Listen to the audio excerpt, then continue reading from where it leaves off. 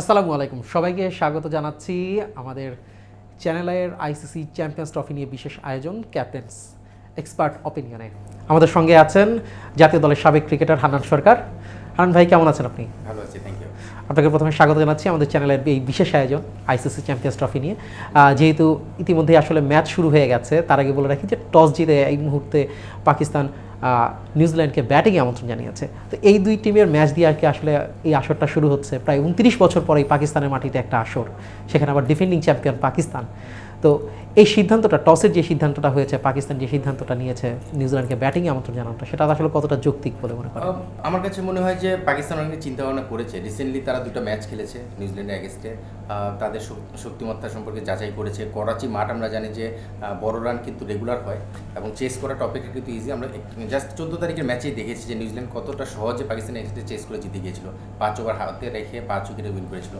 So Pakistan back of mind এই বিষয়গুলো ছিল এবং পাকিস্তান এই করাচি মাঠ সম্পর্কে তাদের মুখস্থ, তারা জানে যে এখানে কী হতে পারে। সো সময়ের সঙ্গে সঙ্গে ব্যাটিং করাটা অপেক্ষা কিন্তু ইজি হয়ে যায়। এবং পাকিস্তান যেহেতু রিসেন্টলি সাউথ আফ্রিকার সঙ্গে 350 রান প্লাস একটা চেস করেছে, সেই কনফিডেন্সটাও তাদের রয়েছে। সব কিছু মিলে আমার কাছে মনে হয় যে ফার্স্ট ম্যাচ অনেক সময় চিন্তা করা হয় যে এই ধরনের বড় ইভেন্টে চেস করাটা একটা আলাদা প্রেশার, বড় রান হয়ে গেলে চেস করার বিষয়টা থাকে। বাট করাচি মাঠে আমরা জানি যে বড় রান হয় এবং পাকিস্তানের ব্যাটসম্যান কিন্তু ফর্মে রয়েছে বেশ কিছু প্লেয়ার। সেই জায়গা থেকে আমার মনে হয় যে এটা একটা রাইট ডিসিশন, তারা অনেক চিন্তাভাবনা করেই নিয়েছে। কিন্তু মানে ব্যাক অফ দ্য মাইন্ড এটা কাজ করবে কিনা, ট্রাই নেশনের কথাটি আপনি বলেছেন। ট্রাই নেশনের দুটো ম্যাচ যদি বলি, যে এই নিউজিল্যান্ডের কাছেই কিন্তু পাকিস্তান আসলে হেরেছে, হোম গ্রাউন্ডেই তারা আসলে হেরেছে।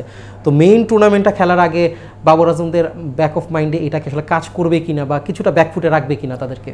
এটা আসলে দুইভাবে চিন্তা করা যায়। নিউজিল্যান্ড চিন্তা করবে আমরা দুটো ম্যাচ জিতে এসেছি, তাদের পজিটিভ একটা বিষয়। নিউজিল্যান্ড আবার এটাতে হারার থেকেও একটা পজিটিভ বিষয় নিয়ে আসতে পারে, যে তাদের সঙ্গে আমরা ম্যাচ খেলে আমাদের প্রিপারেশনটা নিয়েছি, নিশ্চিতভাবে 3 নম্বর ম্যাচটা আমরা হারবো না। কারণ রিসেন্টলি 2টা ম্যাচ হেরেছে এবং 2টা ম্যাচ যদি আমরা দেখি, একটা লাহোরে একটা করাচিতে, এবং করাচিতে 14 তারিখেই খেলেছে, জাস্ট 4 দিন আগে। সো সেই জায়গা থেকে তাদের সেই জায়গা থেকে শিক্ষাটা নেওয়ার চেষ্টা করবে। আর পাকিস্তান যেহেতু তাদের হোমে খেলছে, সেটার অ্যাডভান্টেজটা কিন্তু তারা নেওয়ার চেষ্টা করবে। আজকে 29 বছর পরে এখানে এত বড় আইসিসি একটা ইভেন্ট হচ্ছে, নিশ্চিতভাবে পুরো গ্যালারি ভর্তি নিজেদের দর্শক নিয়ে তারা খেলতে নামবে, দর্শকের সাপোর্টটা থাকবে। এবং পাকিস্তানে আপনি যে প্লেয়ার হচ্ছে রিজন ক্যাপ্টেন, আমরা দেখেছি যে দর্শক থাকলে, ক্রাউড থাকলে, তার যে একটা এক্সাইটমেন্ট, তার যে একটা এক্সট্রা কিছু করার তাকে, সেটা আমরা সবসময় দেখি। সেই মোটিভেশনটা টিমের সঙ্গে দেওয়ার চেষ্টা করেছে নিশ্চিতভাবেই। এবং আমার মনে হয় যে কিছুটা প্রেশার থাকবে, 2টা ম্যাচ হারার প্রেশার তো থাকবে, বাট সেখান থেকে তারা তাদের যে উইকনেসটা বা দুর্বলতাটা কীভাবে ওভারকাম করবে, সেই জিনিসটা ওয়ার্কআউট করে আসছে আজকে ম্যাচে। তো পাকিস্তান যেহেতু এখন বোলিংটা করছে এবং স্বভাবভাবেই আসলে এখানে পেসারদের আসলে সবচেয়ে বেশি দাপটটা থাকবে। শাহিন শাহ আফ্রিদি আছে, হারিস রৌফ আসছে, সঙ্গে একাদশে নাসিম শাহ আছেন। তো তাদেরকে আসলে কতটুকু আসলে মনে করেন যে হোম গ্রাউন্ডে আসলে সবচেয়ে বেশি তারা এই ক্রাউডটা কাজে লাগাতে পারবে? না, অবশ্যই। মানে আর্লি ব্রেক থ্রু থেকে শুরু করে যখন একটা চাপ দিতে পারবে, এটা যদি অ্যারাউন্ড 270-80-র মধ্যে আটকে রাখা যায়, তাহলে পাকিস্তানের ক্ষেত্রে চেস করা সহজ হবে।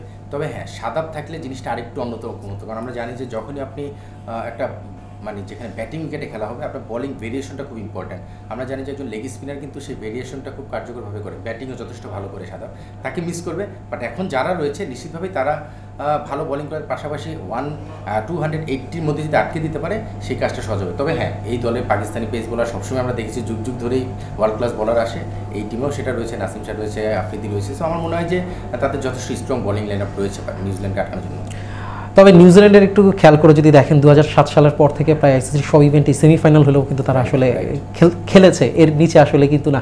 সেখানে আবার কিন্তু দেখেন যে গত 2টা আইসিসির আসরে গ্রুপ পর্ব থেকে বিদায় নিয়েছে কিন্তু পাকিস্তান।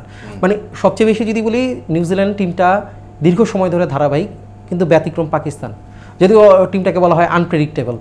কিন্তু তারপর আসলে আজকের ব্যাটিং যখন নিউজিল্যান্ড এক মুহূর্তে ব্যাট করছে, তখন আসলে কেন উইলিয়ামসনের মতো একজন বড় সবচেয়ে বেশি ফর্মে রয়েছেন। আর তবে লোকি ফার্গুসন একটু ছিটকে গেছেন, সেটা আসলে বড় ব্যাপার না। রাচিন রবীন্দ্রও আজকে একাদশে নাই তার ইনজুরির কারণে। তবে টম ল্যাথাম আছেন, মিডল অর্ডারের ডার্লি মিচেল, তারা আসলে কতটা মানে স্ট্রং ভূমিকা পালন করতে পারবেন? নিউজিল্যান্ড মানে হয় না যে মানে সবচেয়ে হাইলাইটেড হওয়া টিম, হাইলাইটেড হওয়া প্লেয়ার, এই নামগুলো ওই হাইলাইট হওয়ার টিম হয়তো নিউজিল্যান্ডে কেউ ধরে না। সবসময় সেমিফাইনাল খেলে, আপনি যেটা বললেন আইসিসি ইভেন্টগুলোতে কিন্তু আমরা দেখেছি নিউজিল্যান্ড সবসময় টপ 4-এই থাকে। সো এই বছর হয়তো তার ব্যতিক্রম হবে না। তারা যেভাবে ট্রাইনেশনটা তাদের কনফিডেন্সটা নিয়ে এসেছে, 3টা ম্যাচ খেলে 3টা উইন করে, নিশ্চিতভাবে সেই কনফিডেন্সটা তাদের কাজে লাগবে। এই পাকিস্তান ভেন্যুগুলোতেই তারা খেলেছে। সেখান থেকে তারা কিন্তু এখানে ফেভারিট হিসেবে খেলবে পারফরমেন্সের পয়েন্ট অফ ভিউ থেকে। বাট ওই যে আদার্স কিছু এক্সপেক্টর রয়েছে, যেটা আমি বলছিলাম গ্রাউন্ডের কথা, কন্ডিশনের কথা, এই বিচার বিশ্লেষণে নিউজিল্যান্ডকে আজকে টাফ টাইম পাকিস্তান দিবে সেটা ধরেই নেওয়া যায়। বাট অবশ্যই নিউজিল্যান্ডে আপনি যেটা ব্যাটিং লাইন আপ করলেন, উইলিয়ামসন ফিরে আসার পর থেকে আমরা দেখছি সেটা যথেষ্ট ফর্মে রয়েছে, মিচেল রয়েছে, তারপরে লাথাম রয়েছে। আমার মনে হয় যে ফিলিপসও যথেষ্ট ভালো কন্ট্রিবিউট করে শেষের দিকে। 8 নম্বরে ক্যাপ্টেন স্যান্টন নামে ব্যাটিং লাইন আপটা যদি আমরা দেখি, যথেষ্ট স্ট্রং একটা ব্যাটিং লাইন আপ বলতেই হবে, কনসিস্টেন্ট পারফর্মার। মানে হয় না যে একটা ম্যাচ খেললাম 3 ম্যাচ খেললাম না, এরকম না। আপনি এই নিউজিল্যান্ড ব্যাটিং লাইন আপটায় আপনি কনসিস্টেন্সিটা পাবেন, ধারাবাহিকটা পাচ্ছি। রচিনকে হয়তো তারা মিস করবে, অলরাউন্ডার হিসেবে রচিন খুবই ইউজফুল ছিল, ফর্মেও ছিল, বাট স্টিল তাদের যেই প্লেয়াররা রয়েছে তারাও কিন্তু রিসেন্টলি খুব ভালো ফর্মে রয়েছে। এই রিসেন্টলি ট্রাইনেশনের মাধ্যমে তাদের ফর্মটাকে আমরা দেখেছি কীভাবে কন্টিনিউ করছে। সো সেখান থেকে তারা তাদের ফর্মটা অবশ্যই কন্টিনিউ করবে। তবে আপনি যেটা বলছিলেন সেমিফাইনাল যাওয়া বা ছিটকে যাওয়ার যে বিষয়টা, সেখানে আমরা জানি আমাদের গ্রুপেই রয়েছে এই দুটা দল। আমরা নিশ্চিতভাবে আজকে ম্যাচটা খুব মনোযোগ দিয়ে দেখবো যে আসলে আমাদের সঙ্গে খেলা রয়েছে নিউজিল্যান্ডে, তারপরেই পাকিস্তানের সঙ্গে। তবে নিউজিল্যান্ড আজকে যদি হেরেও যায়, নিশ্চিতভাবেই তারা পরের রাউন্ডে যে সেই সেমিফাইনাল টার্গেটটা ফুলফিল করার সুযোগ কিন্তু থাকবে। ঠিক আছে, মানে ব্যাটিং তো নিউজিল্যান্ডের ব্যাপারে করবো, একটা আশা করা যাচ্ছে একটা বড় হয়তো টার্গেট দিবে, এটার ব্যাপারে পরে প্রশ্ন করছি। কিন্তু তার আগে একটু আসলে বলে রাখি, পাকিস্তানের ব্যাটার যারা আছেন ফখর জামান, বাবর আজম, তারা কিন্তু আসলে খুব ধারাবাহিক না। ব্যতিক্রম শুধু আগা সালমান, প্রতিটা ম্যাচেই হাফ সেঞ্চুরি বা খুব 46 থেকে 57 বা তার বড় স্কোরগুলো করছেন, একটা ভালো মানে কন্ট্রিবিউট তিনি করছেন। এই ব্যাটিং লাইন আপটা, এই অধারাবাহিকতাটা বাবর আজমদের আসলে ভোগাবে কিনা? কিছুটা তো ভোগাবে এবং ভোগাচ্ছে, আমি বলবো যে আসলে ভোগাবে, প্রিভিয়াসলিও ভুগিয়েছে, আজকেও ডিপেন্ড করবে যে আসলে কেমন করে। কারণ যে আনপ্রেডিক্টেবল এই নামটা কিন্তু শুধু পাকিস্তান দল না, প্লেয়ারদের সঙ্গেও জড়িয়ে গিয়েছে। তাদের সবচেয়ে বেশি তাদের সংখ্যা যেটা, সেটা হলো বাবর আজম লম্বা সময় ধরে অফ ফর্মে রয়েছে। রিসেন্টলি কিছু রান করেছে, বাট হয় না যে বাবর আজম থেকে আমরা যেরকমটা প্রত্যাশা করি বড় রান করবে, 100 করবে, 70-80 এগুলো করবে, সেই কনসিস্টেন্সিটা তার কাছ থেকে খুব একটা দেখা যাচ্ছে না। রিজন কিছুটা ফর্মে রয়েছে, সালমান সেই জায়গাটায় কিছুটা কাভার করে দিচ্ছে তাদেরকে। তবে নিশ্চিতভাবে উপর থেকে ফখর জামান বা বাবর এরা যদি কিছু একটা কন্ট্রিবিউট করে, নিশ্চিতভাবে যেই রানটাই বোর্ডে থাকবে সেটা চেস করার ক্ষেত্রে একটা বড় ভূমিকা রাখার ক্ষেত্রে সালমান ভূমিকাটা রাখবে। ইভেন খুশদিলও কিন্তু ভালো কন্ট্রিবিউট আমরা বিপিএলেই দেখেছি এবার। সো তাদের ব্যাটিং লাইনে উপর দিকে ফখর জামান এবং বাবর যদি একটা ভালো শুরু করে দিতে পারে, নিশ্চিতভাবে শাকিল সেও যথেষ্ট ভালো প্লেয়ার। বাট ওই যে নামের একটা ওজন থাকে না, চ্যাম্পিয়ন্স ট্রফি, আইসিসি ইভেন্ট, এই ধরনের ইভেন্টে এই বড় নামগুলোর রানগুলো না অনেক বেশি ইম্প্যাক্ট রাখে। সেই জায়গা থেকে আমার মনে হয় যে তাদের কনসিস্টেন্সি বিষয়টা তো মাথায় থাকবে। বাট আজকের ম্যাচ আসলে নতুনভাবে একটা যাত্রা শুরু। পাকিস্তান এই ধরনের ম্যাচে কিন্তু চমক দেখাতে পারে, লাস্ট ডিফেন্ডিং চ্যাম্পিয়ন। সো সব কিছু মিলে আসলে বড় ইভেন্টে অনেক প্লেয়ারকে আমরা ডিফারেন্টভাবে জ্বলে উঠতে দেখি।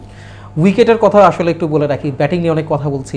ট্রাই নেশনে 350, অর্থাৎ 2 ইনিংস মিলে প্রায় 700+ রান হয়েছে। আজকে আসলে আপনার কতটা আসলে প্রত্যাশা হতে পারে যে এই ম্যাচগুলোর আসলে কীরকম হতে পারে, 300 বা কতটা আসলে কাছাকাছি? আমরা 350 যে রানটা সেটা দেখেছিলাম লাহোরে, বাট এখন করাচিতে খেলা হচ্ছে, বাট করাচিতেও কিন্তু 300+। আপনি যদি দেখেন এভারেজ অ্যারাউন্ড 300 কিন্তু সবসময় কন্টিনিউ রান হয়। সো আমি খুব বেশি অবাক হবো না যদি 200-320 রান হয়ে যায় এবং পাকিস্তান সেটা চেস করে জিতেও যায়। বিকজ আমরা শিওর যেই কন্ডিশনে খেলা আছে, এখানে গরম রয়েছে, অনেক সময় আমরা বলি ডিউয়ের কথা, ডিউয়ের খুব বেশি এফেক্ট এখানে নেই।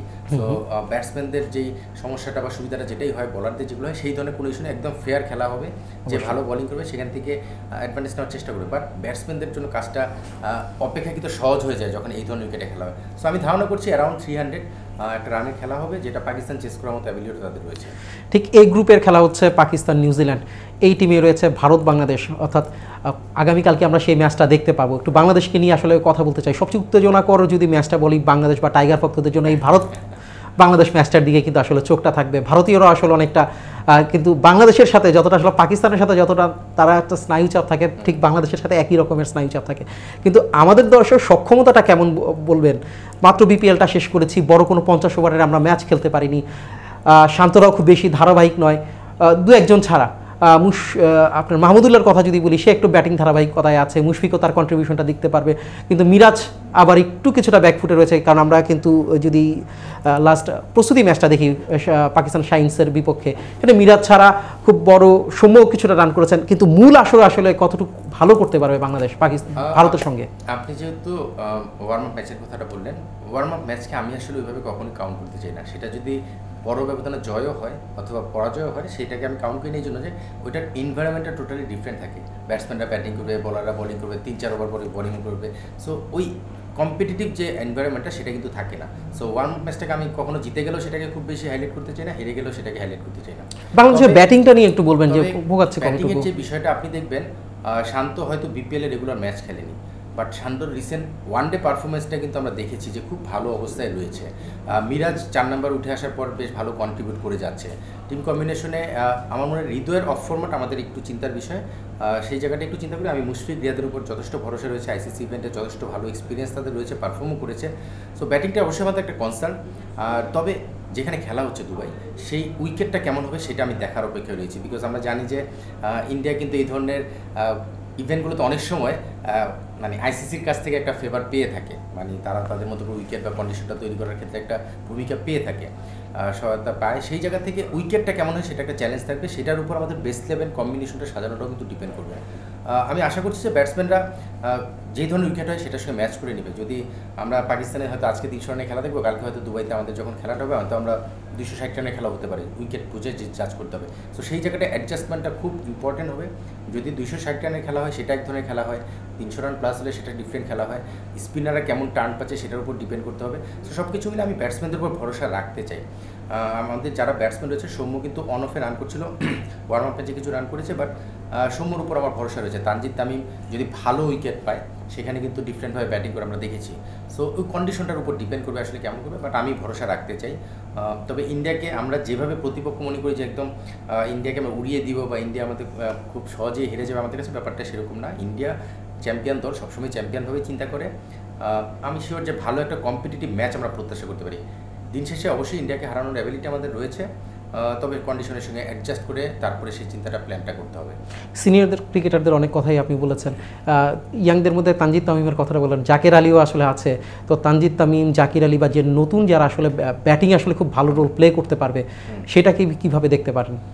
এটা তো আসলে টিম ব্যালেন্সিংয়ের উপর ডিপেন্ড করবে কে কোন পজিশনের কম্বিনেশনটা সাজাবে। যদি আমরা হৃদয়কে ধরেই আগাতে চাই তাহলে হয়তো জাকির আলী টিম কম্বিনেশনে টিমে আসবে কিনা সেটা একটা দেখার বিষয়। আবার জাকির আলী খেললে হয়তো হৃদয় আসবে না, কারণ মুশফিক রিয়াদকে আমরা ধরেই নিচ্ছি খেলবে। সো সেই জায়গা থেকে টিম কম্বিনেশনটা কেমন হয় এবং কার রোলটা কখন কীভাবে ইমপ্লিমেন্ট করবে সেটা দেখার বিষয়।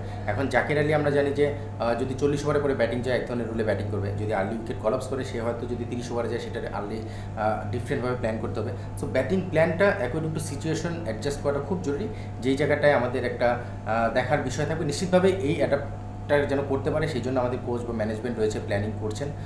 সো আমি আসলে অপেক্ষা রয়েছি কালকের ম্যাচের জন্য যে কীভাবে আমরা অ্যাডাপ্টটা করে ওই জায়গা থেকে বেস্ট আউটকামটা নিয়ে আসতে পারি। আরেকটা ব্যাপার হচ্ছে টাইগার ভক্তদের সবচেয়ে আসলে বেশি যারা আসলে মিস করবে, তামিম ইকবাল খেলতে পারছেন না, সাকিব আল হাসান দলে নেই, তো তাদের প্রত্যাশার জায়গাটা আসলে কারা মেটাতে পারেন বলে আসলে আপনি মনে করেন? 2 সিনিয়র ক্যাম্পেইনার আছে এখানে, মুশফিক রিয়াদ তো আছেই। তবে উপর দিকে আমার মনে হয় যে শান্ত আমাদের ওয়ানডে ফর্মেটটায় খুব ভালো ফর্মে রয়েছে, সে হয়তো এখানেও তার ধারাবাহিকতা বজিয়ে রাখবে। সঙ্গে পেস বোলিংয়ে আমার মনে হয় যে তাসকিন এবং সাকিব এই দুজন প্লেয়ার আমার মনে হয় যে খুব ভালো ভরসা দেওয়ার মতো বোলিং করছে, পাশাপাশি সাকিবের ব্যাটিংটাও কন্ট্রিবিউট করছে শেষের দিকে। আর উপরে সৌম্য তামিম আসলে দুজনের উপরে যে একদম খুব কনফিডেন্টলি বেশি কিছু বলবো ব্যাপারটা তেমন না। তবে তানজিদ তামিম খুব ফর্মে রয়েছে, রিসেন্টলি আমরা দেখেছি তার শর্টসের প্যাটার্ন দেখে। আপনি বিপিএলে রান করেছে ব্যাপারটা এরকম না, তার যেভাবে শর্টসগুলো খেলেছে সেখান থেকে একটা ভরসা পাওয়া যায় যে তার কন্টিনিউ যদি ফর্মটা রাখতে পারে সেও সেই জায়গায় আমাদের ভরসা ফিল আপ করতে পারে। তবে সাকিব এবং তামিম এই দুজনের আসলে রিপ্লেসমেন্ট আমি কাউকে করতে চাই না এখনই। তারা লম্বা সময় আমাদের বাংলাদেশ টিমকে সার্ভ করে গিয়েছে, এখন যারা আসছে তারা অবশ্যই সেই জায়গাটা রিচ করতে পারেনি, এটা বলতেই হবে। তবে সময়ের সঙ্গে সঙ্গে তারা সেটা ফিল আপ করবে বিশ্বাস রাখি। মেহেদী মিরাজ কি এই অলরাউন্ডের যেই জায়গাটা, সাকিবের জায়গাটা, সেটাকে অনেকটা প্রত্যাশা মেটাতে পারে কিনা বলে মনে করেন? বোলিং বলেন, ব্যাটিং বলেন, দুটাতে কিন্তু সে খুব ধারাবাহিক করছে। অবশ্যই অবশ্যই মিরাজ তো আমাদের নো ডাউট। এখন আমরা যদি আমাদের দলে দেখি অলরাউন্ডার যেই কম্বিনেশনটা রয়েছে সেখানে মিরাজকে আমরা 1 নম্বর অলরাউন্ডার হিসেবে চিন্তা করি। সাকিব যাওয়ার পর তো মিরাজ সেই জায়গাটা পুরোপুরি ডেলিভার করে যাচ্ছে। স্পেশালি ব্যাটিং অর্ডারটা যখন তাকে উপরে আনা হয়েছে সে কিন্তু অ্যাকর্ডিং টু সিচুয়েশন সেটা ডেলিভার করছে। বলিংটা হয়তো অন অফে ভালো খারাপ মিলেই করছে। বলিংটা যদি একটু ভালো করে তখন হয়তো সাকিবের যে আমাদের একটা গ্যাপ ছিল, সাকিব নেই, সেই জায়গাটা হয়তো বা খুব সুন্দরভাবে আমরা কভার আপ করতে পারবো। অসংখ্য ধন্যবাদ হান্নান ভাই আপনাকে।